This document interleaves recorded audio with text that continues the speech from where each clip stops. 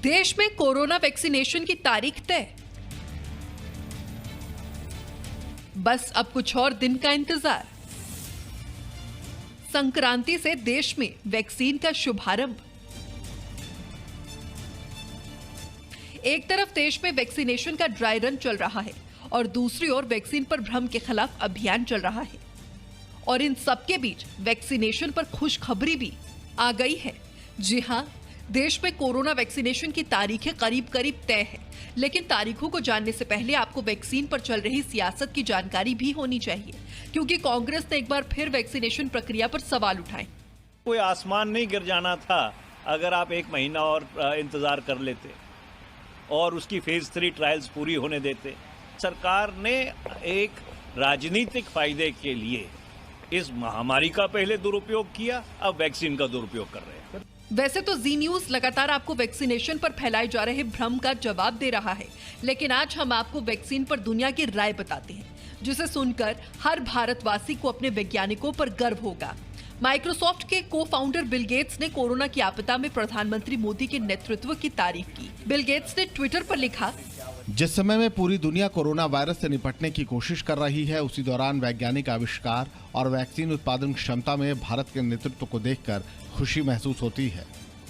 यही नहीं, इससे पहले विश्व स्वास्थ्य संगठन भी कोरोना के खिलाफ भारत के अभियान की तारीफ कर चुका है। विश्व स्वास्थ्य संगठन के प्रमुख ने प्रधानमंत्री नरेंद्र मोदी के नेतृत्व की तारीफ करते हुए ट्वीट भी किया और लिखा, भारत ने कोविड-19 महामारी को खत्म करने के लिए निर्णायक कार्रवाई जारी रखी है।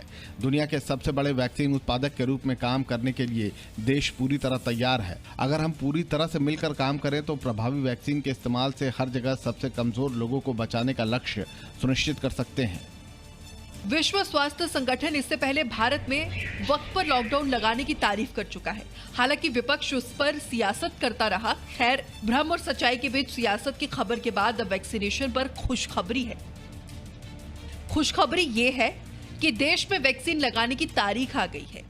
स्थिति में है कि जिस भी दिन हम चाहेंगे EUA के 10 दिन के भीतर हम उसको EUA का अर्थ है इमरजेंसी यूज ऑथराइजेशन। ये बोलचाल की भाषा में शब्द प्रयुक्त होता है।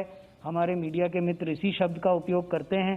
हमारे कानून में एक्सेलरेटेड अप्रूवल फ्रेज का इस्तेमाल किया गया है। तो जिस भी दिन हुआ, जैसे अब आप जानते हैं कि किस दिन हुआ, उस दिन से 10 दिन के भीतर में ये रोल आउट होने की पूरी तैयारी है। स्वास्थ्य सचिव राजेश भूषण, स्वास्थ्य मंत्रालय के इस बड़े अधिकारी के इस ऐलान का सीधा मतलब ये है कि 13 जनवरी के बाद देश में वैक्सीन लगनी शुरू हो सकती है। अब आप कहेंगे कि स्वास्थ्य मंत्रालय के अधिकारियों ने अपने बयान में 13 जनवरी का तो जिक्र भी नहीं किया, फिर 13 जनवरी कैसे? दरअसल उन्होंने अपने बयान में कहा कि वैक्सीन की इमरजेंसी इस्तेमाल की मंजूरी मिलने के 10 दिन बाद वैक्सीन लगाने की प्रक्रिया शुरू हो सकती है। 3 जनवरी को देश की 2 वैक्सीन कोविशील्ड और कोवैक्सीन के इमरजेंसी इस्तेमाल को DCGI ने मंजूरी दी थी। अब आप 3 जनवरी में 10 दिन और जोड़ लीजिए तो तारीख हो जाएगी 13 जनवरी। इसी आधार पर हम आपसे कह रहे हैं कि 13 जनवरी के बाद कोरोना की वैक्सीन लगाने की प्रक्रिया शुरू हो सकती है।